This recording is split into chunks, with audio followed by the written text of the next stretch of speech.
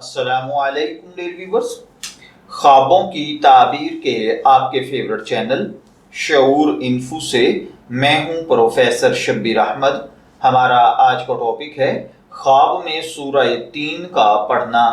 अगर कोई भाई बहन ख्वाब में देखे कि उसने सूरह 3 पढ़ी है तो इसका मतलब है कि ख्वाब देखने वाला आने वाले वक्त पर नेक खसलत होगा, यानी अल्लाह ताला उसको खूबसूरत मिजाज, खूबसूरत किरदार अता फरमाएगा।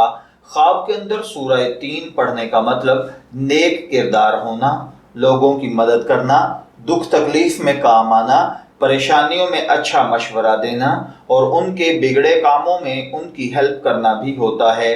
सूरह 3 पढ़ने का मतलब अपने किरदार को खूबसूरत बनाना, या अगर आपकी वाइफ प्रेग्नेंट है तो खूबसूरत बेटा पैदा होना है।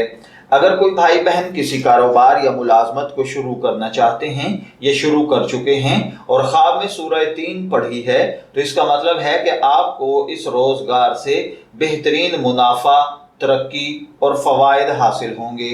इसी तरह ख्वाब के अंदर सूरह 3 पढ़ने का मतलब सख्ती से निजात पाना, यानी गम, दुख, तकलीफ, मुसीबत से रिहाई मिलना।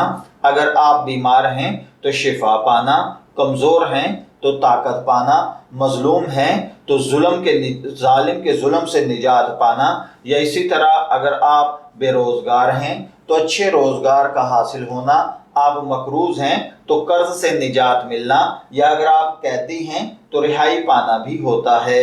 मैं दुआगो हूँ कि अल्लाह ताला आपके ख्वाब को आपके लिए नेक ताबीर बनाए। नेम इन्फो से शब्बीर अहमद को इजाज़त दीजिए, फिर हाजिर होंगे किसी नए ख्वाब की ताबीर के साथ। तब तक के लिए अल्लाह हाफिज।